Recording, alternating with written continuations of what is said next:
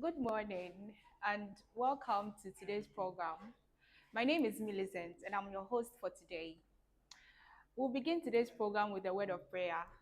We'll thereby call upon Mr. Stephen to give us an opening prayer. Our dear Father in heaven, Ese na mede ahyɛ no na we thank you for helping us come to this event safely. It's as you are starting, please put in your hands. Please help be successful and help those who are also coming. Help them reach us safely. In the name of Jesus Christ, amen. As in industries, African increasingly adopt digital technologies and How demand should for that skilled how labor should has I sing for shifted the next significantly. one? This seminar will address the challenges of the African TVET institution in Are they closing the presenters? digital skills gap and will foster an understanding of the On the specific topic skills in introduction demand. to key parts of By the bringing together educators, industry leaders, and sector professionals, we aim to create a collaborative space that highlights relevant career paths and equip participants with the knowledge to build digital portfolios and personal brands. Ultimately, these gatherings seek to inspire a commitment to long and digital competence as essential tools for enhancing employability and fostering economic growth across communities. Thank you. So we'd like to proceed to the main purpose of this gathering. Welcome our presenters to come and present on the topic enhancing employability, digital skills demand in Africa. We'll thereby call upon Felicity to begin with today's presentation. Okay, good morning, ladies and gentlemen. I go by the name Felicity Hamidiki, and today's topic is going to be based on enhancing employability, digital skills demand in African TVET programs. Okay, so I'd like to start by explaining what TVET is. TVET is the abbreviation of the TVET is the abbreviation of Technical and Vocational Education and Training. So, talking about technical and vocational skills, technical skills are skills that are mostly learned professionally, and vocational skills are also skills that can also be learned manually, which also helps to get jobs in um, most job sectors. For example, trading and catering, and to mention but a few. Okay, so this study talks about the evolving landscape of the African TVET programs. It's also it's also through through market analysis. It's also trying to communicate to employers about the digital recommendations needed in TVET. Please, the next slide. Okay, so we're also going to talk about the background and the problem statement. So TVET is is mostly needed in most job sectors in modern Ghana. And some problems that are faced by most job sectors are the employees not being digitally literate. So this also causes a skills gap between the employers and the employees. Also, due to uh, the evolving of sorry, what's the word? Because of the evolution of digitalization, most most employees are not able to meet the requirements of modern day employers. Yes, this causes skills gap. And for example, I'm taking MTG as an example, and maybe another um, training center. For example, if MTG is teaching Excel as years go by, and the other training centers are also teaching Excel, but the other training centers find out that now Excel is no more in use, and they decide to use other modern um tools. And MTG is also teaching Excel. As time always goes by, they're always teaching Excel. There is a probability that the ex the students here may not get job in other work sectors, but those in the other training centers may there's a high probability that they might get jobs in the other job sectors. So the students of MTG are not going to be able to meet the requirements of their employers, but the students of the other training sectors may be able to meet the requirements of the the job sectors. So I leave the rest for my co-presenter to. I believe it's very essential that in our vocational and technical skills training and education, this technology is implemented and utilized for improving our everyday lives. So, digital transformation is increasingly recognized as essential for preparing students.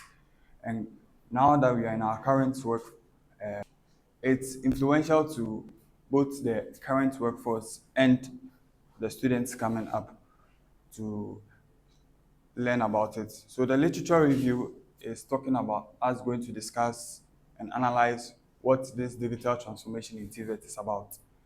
Then digital transformation is whereby we are trying to implement the technologies in the various aspects of vocational and technical education and training. So, for example, if you take someone who needs bread, first in the olden days, they would have to use their hands in kneading, but now because of the new discovery of technology, they are able to use machines. And with that too, through technology, those who need bread are able to broadcast their products, which is very, very essential and influential too. And it's also promoting their job. Okay, so I'll talk about the technology acceptance model named TAM. And this TAM is a model where it accepts or rejects new technologies which are being introduced to the system.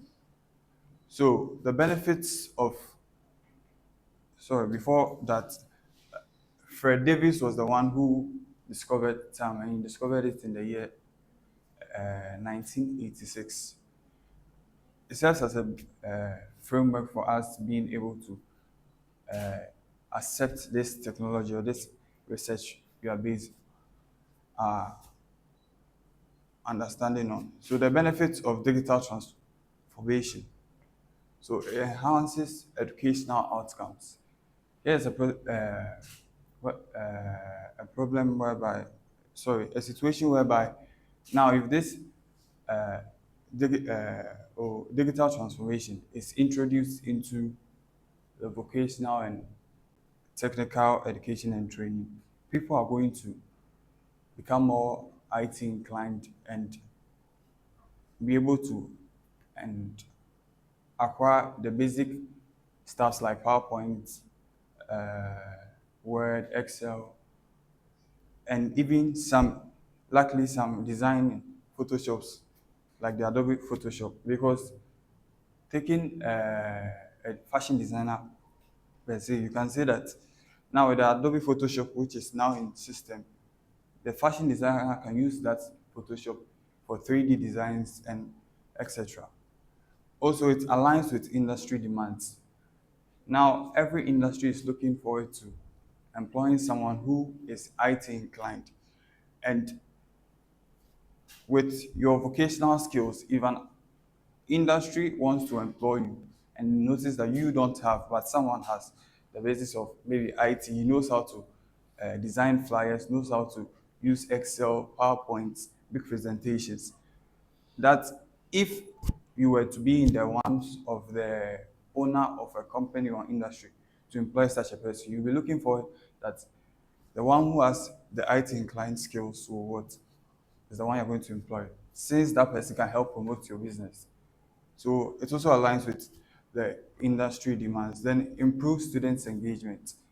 Now, most students are more engaged with technology than the analog devices or reading books. Now, if you present a phone to a student and present a book, that which one should you use to study? Most of the times, most people will choose the phone. Why? Because they are more interested in that. So we can use this as an opportunity to help them become more engaged in this digital transformation to help improve the lives of the vocational and technical training of people too. Now, the time factors, the perceived ease of use. Now, the perceived ease of use is whereby people find this model we are introducing easily, straightforward, and effortless. Because if you're able to master your maybe the Photoshop, the basic structures like the PowerPoint, Word, those skills, you'll be able to make your job become more simple and more interesting. In fact, if you are more passionate about it, it becomes more fun for you to do it because you're able to promote it through flyers. Now, social media handles like Snapchat, WhatsApp, Facebook, even LinkedIn, you can promote it all there. And perceived usefulness is also seen, believed by people that through this perceived usefulness, people are able to notice that this digital transformation helps them reach or pushes them towards their goal. And I believe if you are doing something which is pushing you towards your goal, definitely you feel more interested or more attached to do it or involve yourself in it. Then attitude towards technologies. Okay, so I'll be talking about the challenges. Challenges facing this digital transformation in TVET. Inadequate resources. So most institutions on TVET do not have adequate resources, even if they begin to start, because people do not have the gadgets or the electronic devices to carry on this research or idea. It's going to be difficult for us to help the people to understand. Then insufficient training. Most of the public's attention isn't drawn towards this, and people do not see it, that they don't give it much attention. So it makes the person who is even teaching you have less confidence or less motivation in teaching you, which makes his work become sloppy. Then cultural attitudes. The cultural attitude is where some people have misconceptions or bad ideas about technology and its influences. And that misconceptions must be cleared too. So I will end here and I'll call my co-presenter too. My name is Wahid Ibrahim, and I'm going to be talking about the objectives and scope of our research. Okay, we conducted this research to analyze the job market trend. The job market trends are dynamic and changes as time goes by. So we wanted to be able to predict the next trend in the job market. And by doing that, we were able to identify some in-demand skills such as cloud computing and machine learning. And in doing this, we wanted to provide insights to the TVET institutions and policymakers so that they'll update their curriculum to meet the industry needs of today. Next, I'm going to be talking about how we carried out this research. First of all, we did data collection where we searched up 1,000 jobs using LinkedIn. We used LinkedIn because it provided jobs eligible to Africans in Africa and beyond. But yes, and after collecting the data, we validated the data. We checked how true and correct the data is by visiting the websites, and then we're able to get information such as their locations and then their job requirements for each of the jobs. After that, we did more.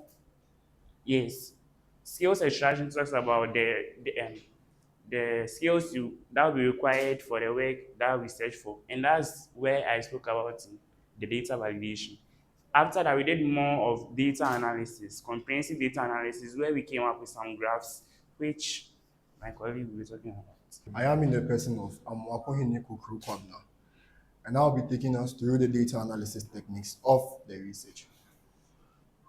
After our research, we came up with three data analysis techniques That's one, the frequency analysis, two, the skill clustering, and three, the statistical methods. With respect to the frequency analysis, it examines the prevalence of basic digital literacy skills across job postings, revealing their fundamental nature in the modern workforce. So with this, it deals with how the basic digital literacy skills that the individual has learned assist in job posting, and then it reviews its importance in the modern workforce. That's its importance in the field the individual finds him or herself. With their skill clustering, it groups digital skills based on their relevance to specific industries and job roles, providing targeted insights for different fields. Now, with this, we have various types of basic digital literacy skills, such as the media literacy, the communication and collaboration, the safety data communication awareness. Then with the statistical method, it analyzes the frequency and deals with the grouping of basic digital literacy skills to identify patterns and how relevant the individual finds that basic digital literacy skills in his or her field of work. Employment is being done, or yeah, employment is being done due to or based on the fact that the individual possess a basic digital literacy skills. Okay, now with the frequency analysis, we came up with this graph. That's the distribution for job postings requiring basic digital literacy skills. Now this graph shows that this is the basic digital literacy skills. That's yes, and this is no. And this is the number of job postings. Now we realize that with individuals possessing or having basic digital literacy skills, such as media literacy, email, problem solving, researching online, and what have you. And we realized that those with basic digital literacy skills had a higher chance of getting posted in a job as compared to those without a basic digital literacy skills. And then this pie chart showed the percentage of job requiring basic digital literacy skills. This shows that about 95.6% of jobs are requiring individuals with basic digital literacy skills, and then about 4.4% of jobs are companies or jobs that are requiring people without basic digital literacy skills. Now, this is under the skill clustering. As I said, it deals with grouping. So this is the industry, and then this is the frequency. So we gathered the logistics, the technology. Now we realize that with the logistics and the technology, people are into it. So we don't even need to pay much attention over there. But then with respect to the tourism, the designing and others, we have to push more of the basic digital technology skills over there. Okay, so this is the statistical method. Now we realize that we took top 10 most demand skills in TVET, and then we were doing an analysis and we realized that now with the digital literacy, since digital literacy is something that anybody can acquire or anybody can learn, realize that the rate at which people are into digital literacy is very high as compared to the rest. That's communication, project management, negotiation, strategic planning, customer service, team leadership, compliance, and Python. All right, so I would like to call my brother Michael to come and continue. I'm here to conclude it. So first of all, I'd like to take the results and discussion that we gathered from our research. So our first result is digital literacy prerequisites. So we found out that when the digital literacy skills, right now currently they are a fundamental skill. Like you need them before you can ask a job. Most job employers mostly seek that an employee should have a digital literacy skill before he or she will be employed. So second of all, we found out about complex competencies. So currently there's a shift towards more digital competencies such as data analytics, digital marketing, and cloud computing. So currently this data analytics, data marketing, they are currently on high demand. The world is shifting towards those areas. So we learn that when TVET, adds this to their curriculum, it will really help a lot.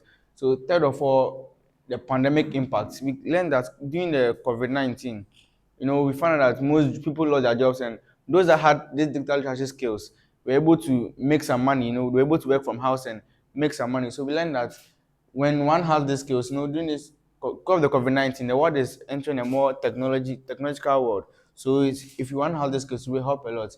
And the last of all is the diverse skill set. So we learned that currently data literacy skills, communication, project management, negotiation, and strategic planning are of high demand. So when one has these skills, it will really help a lot. Then after our research, we found out that there can be about some recommendations that if the TVET centers take it, it will really help a lot. So first of all, the curriculum integration. So this is about the TVET institutions prioritizing the integration of both technical and soft digital skills in TVET training programs. So this is when the TVET institutions, add digital literacy skills to their curriculum and add it together to help teach the students. Then second of all is addressing barriers. So, but there are many obstacles that are blocking the TVET, such as insufficient training and then inadequate resources. But when we are able to tackle these obstacles, it will help a lot. Then third of all, adoption.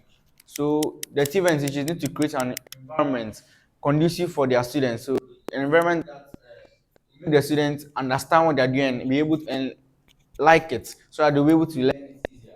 Then the last of all is continuous adaptation. So this is when the TVET institutions update their students on their students on every new move that is in the technical world.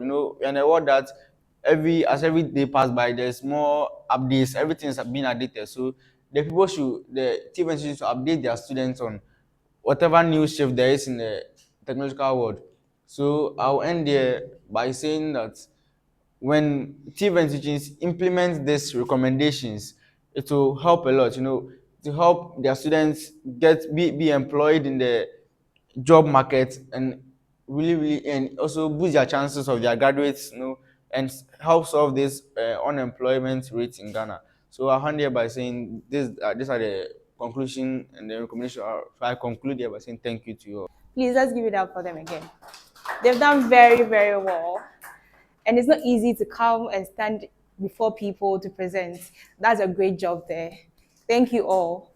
This is MTG Center for Excellence. Yeah, it's an ICT center. And I believe most of us do not know much about this institution. So would thereby call upon Mr. Robert Ayigbe, who is the director of this institution, to come and talk to us about this institution. We are grateful to all of you, our students especially, for the presentations you have given us. One thing that we prioritize here is to make our programs practical. So as much as possible, we encourage that not only you come and do the theory, you do the practicals, then also you work around presenting out there. Fortunately, this year, we usually have 3 seminars. We have seminar first quarter, second quarter, and then the final quarter. This is the one for the final quarter of the year. And the seminars are intended to expose our students. One thing we have realized about people who are into technology is that they don't like to socialize. And most of them don't know how to even talk. And that is a major problem for tech people, especially. That is why we encourage presentation. And you guys have come at a time when we are specifically focusing on research that centers around TVET education. Next year, we are hoping to upgrade to become a TVET institution. Our aim is not to match up with the university. Our aim is to put Africa out there in terms of skills. Now, in Africa, we say, or usually they say, that some people have taken our gold, some people have taken our silver, we don't have resources and the rest. But the truth of the matter is that computing is one of the fields that will give us advantage. Yes, because in computing, all you need is your laptop, all you need is your specific machine, all you need is your specific equipment. Computing is not like going to do mining. Mining, you need machines. Computing is not like all the other, like petroleum and those type of things. No. If you have a machine, you can do well for yourself. And we want to champion IT in Africa and to make the world out there know that Africa has something to offer as far as technology is concerned. And today is one of the examples. This research that we have seen, the students are working on others anyway. And we have seen how we carried out everything. We have data science students in our midst. We have executive office management students in our midst. People who have learned how to use word processing and all kinds of tools. And today, we are confident that any parent or anybody that came will be able to say that, oh, at least there is something going on here. And these are open to the public so that we want them to know that we are moving to a center for research in IT and AI development. That is our ultimate goal, a center for research in technology. There are so many centers in Ghana and in Africa, for that matter. But how many of them are specializing in technology? And that is what we want to do. So the dream is very big, very, very big. And we are confident that if we are able to become a center for research, all the theoretical IT that people are teaching is over. That's why we can see that even from the way our students are speaking, and it matters. So MTG, this is our ultimate goal, to be a center for research. Currently, we are employing education. We also want to take advantage of multimedia. It's one of the things we do. Students come here to learn photography, videography, all kinds of things. And we are gradually going to shift into like a media school where we are going to go deep into social issues and see how best to solve all these things. Then also, as for the Center of Education, that is why our students are gathered. So we want to also appeal to all of you that, especially those who are finishing, the students and everybody else here, that don't forget us. Help us to champion this because this is for Africa, this is for Ghana, this is for the whole world. And I'm so excited, especially because of how our students have presented. Most of them is only SS or JHS. People in the university can't even present like this. So it's a good start. I want to encourage you, spread a good message out there. Let people know what you have acquired here and use them to the benefit of Ghana. You are Ghana, and I am also Ghana. If only we can work on it. A better agenda for Ghana, it begins with all of us. Some of you are moving into all kinds of field, which is good. But you can see the importance of digital skills, even from this particular research that we embark on. We pick data from 1,000 job postings to be able to tell that what are employers looking for. If somebody wants to employ, what are they looking for? And if you look at even the graph that was displayed, Many jobs are looking for people who at least have basic digital literacy skills, just the basics, just the basics. And you'll see, even in Ghana, you'll see a job they said uh, Microsoft Word or one of these basic digital skills is an added advantage. An added advantage. And it is always an added advantage because whatever you are doing, you have to be sending reports, you have to be managing data and co. So our concern here is simple and straightforward. We are adopting these strategies to reach here, make ourselves a place where we are into IT research, not only for social impact, but also innovation. So we are looking forward to the time when our students will introduce certain innovation, and it will not be long. We will come in and we will say, oh, we have built so, so, and so. And it is all the pure work of um, research that has been carried out. So this is the little that I will share with us about MTG. And that is all there is to know about MTG. And our doors are always open, irrespective of whether you're a student or not. Anything at all we can do in IT. We are happy and we are pleased to assist because not only on grounds that IT is the future, but also on grounds that it is what will solve many of our employment issues.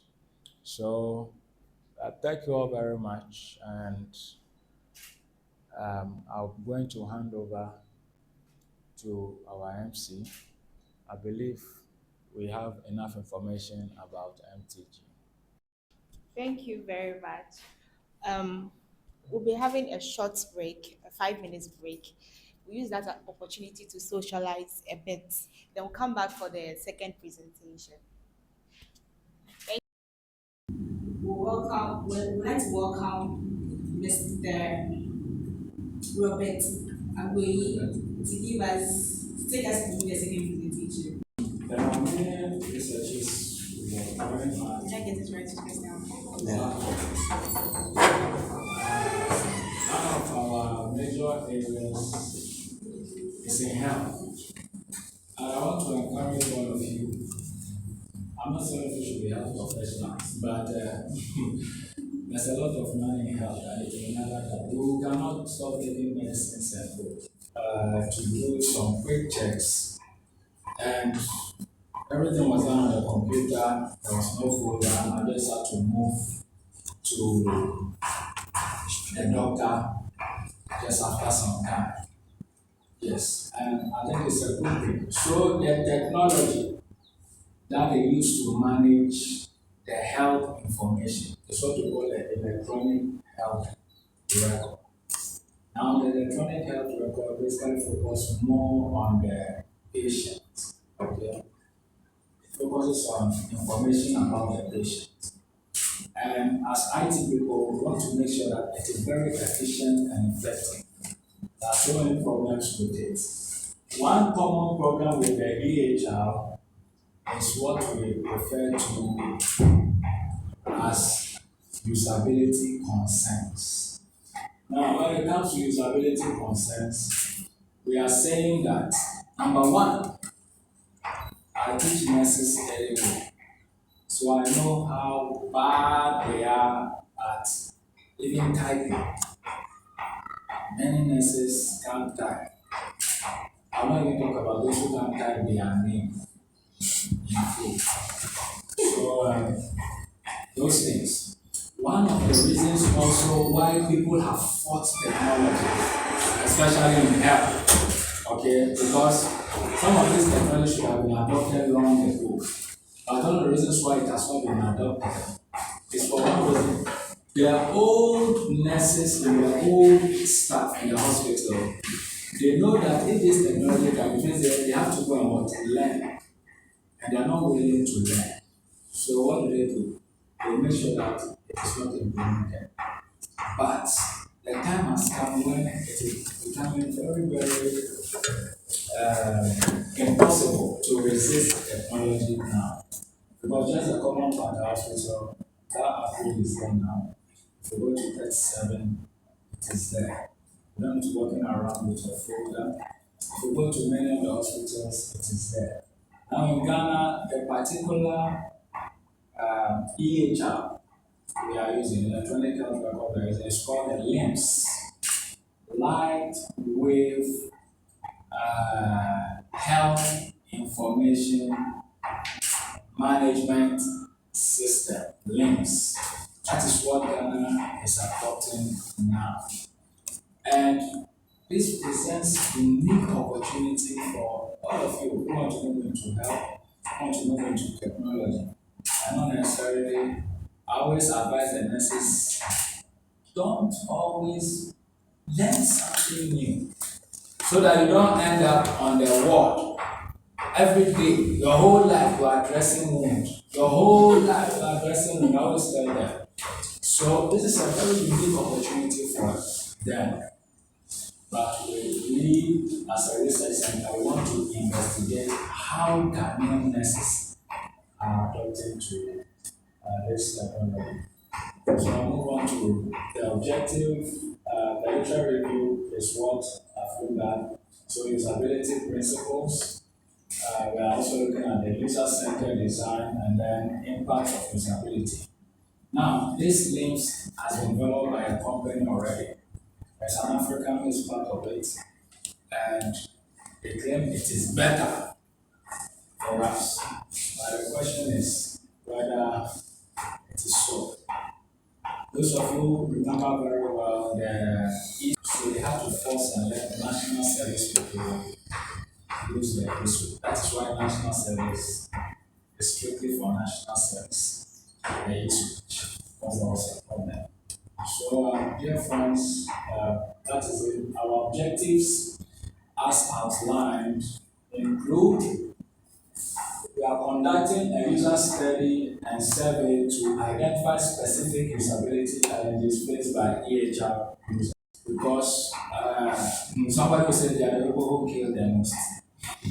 Yeah, so we are going to focus on how the various nurses use their health record effectively so that they will not just come and then, if somebody comes and it's an emergency and you can't even turn, on the machine, it's a problem.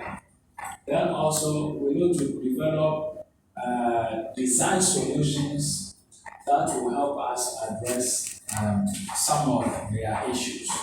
Some of the interventions we are hoping to deploy include things like education, because nurses must be educated, and some of the things they have to include in their training and education is important. Then we'll also evaluate the effectiveness of some of these things that are done in all phases of health. So the whole research is going to focus on the patient data entry, the medication management, and the communication tools, how the nurses are able to interact. And we are going to do this by number one, coming up with a questionnaire or a survey to send to various nurses to assess how they are able to use these things. And then we are going to use a heuristic evaluation of this questionnaire to be able to tell whether we are actually seeing the problem over there.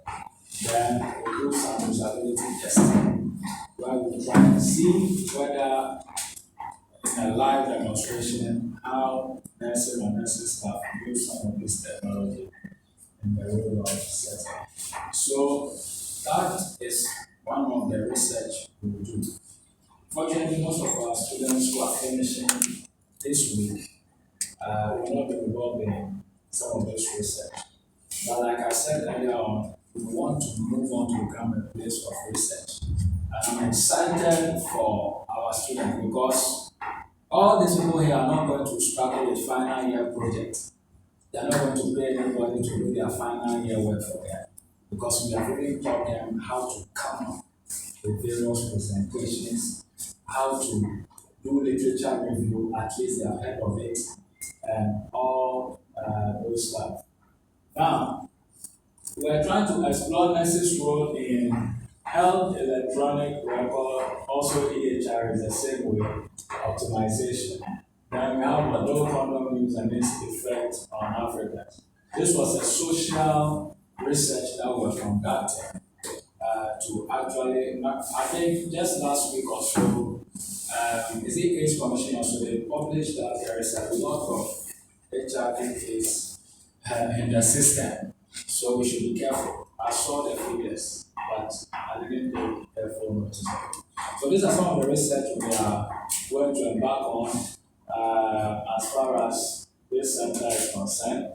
I will also want to know how people are adopting to some of these things. So research in IT has come to stay, and this is one of the places where you will see that we are working very hard to partner with so many other people to achieve this purpose. Other researches we are going to work on include what we call the food wastage issue. And we have come up with a unique idea that is going to involve those who deal with food. So what is a food wastage issue? Somebody in Accra has food and is going to throw it away because when their food is going to expire in 2 weeks and they are not going to use it. Many of our restaurants, when their things are going to spoil, what do they do with that? Now, there are people who can buy these things for less price. And there are people who can even receive it as a donation. That's even of our orphanages. So, this is a unique problem. Our aim here is to connect surplus food, excess food, with people who will need them so that we don't have food being wasted. I think there was a video in the news circulating some years back where somewhere in Accra there were so much plantain and they were all spoiled. All spoiled. They were not sold and they were not given out for free. It could be that they were not sold, yes, but we couldn't find anybody to give them out to for free. It would also be a problem. That is why this is what is introduced. We can help by implementing a technology which our programming students are working on. And this technology, what it seeks to achieve is that we have people who usually have surplus food, and then we have some subscribers, let's say like some orphanages, who constantly need free food.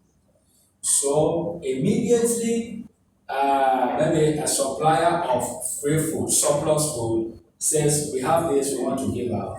We make arrangement for that orphanage or those in need to be able to bring them out over a software. So these are some of the projects we are embarking on. And this is the best way we teach over here. Because once we put the student on a project, you know that they are not just coming, they are teaching you PowerPoint, they are teaching you Excel, they are teaching you this, and it's in the air. No. Once we put you on a project, you know that oh, there is actually a problem to solve. And our students have been working around it for about 3 months now. We have now made a little headway. We have not made full headway. Research is not easy as we see it. But we have made little headway in this research. And there are yet still more research we are backing on. So we encourage you, as for our place, just know the students will testify of what we do. So these are some of the few research ideas that we are working around. We're also working on climate change and co because it is also one of the fields that has come. Anywhere IT is going, this center will follow.